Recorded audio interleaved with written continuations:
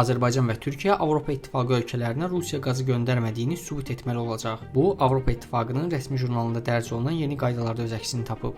Jurnalda qeyd olunur, Stranca bir nöqtəsi Avropa İttifaqını elə bir boru kəməri sisteminə bağlayır ki, bu sistem təkcə Azərbaycan Respublikasından və ya Türkiyə Respublikasından deyil, həm də Rusiya Federasiyasından əhəmiyyətli həcmdə qaz nəql edir. Buna görə də qazın istehsal ölkəsinin Rusiya Federasiyası olmadığını təsdiqləyən bir mənalı sübutların təqdim edilməsi tələb olunmalıdır. Və Stranca bir nöqtəsi vasitəsilə idxal olunan qazın birbaşa və ya dolayısıyla Rusiya Federasiyasından mənşə olmadığına və ya oradan ixrac edilmədiyinə əmin olmaq üçün səlahiyyətli orqanlara kifayət qədər yoxlama müddəti verilməlidir.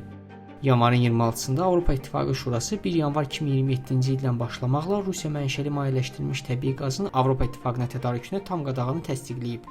Rusiya 2022-ci ildə başlatdığı Ukrayna müharibəsinə qədər Avropa İttifaqının qaz tədarükünün 40%-dən çoxunu təmin edirdi. 2025-ci ildə bu pay təxminən 13%-ə düşüb. Bu addımlardan sonra Azərbaycanın qaz ixrac etdiyi Avropa İttifaqı ölkələrinin sayı artıb. Bu ilin yanvarından etibarən onların sayı 10-a çatıb.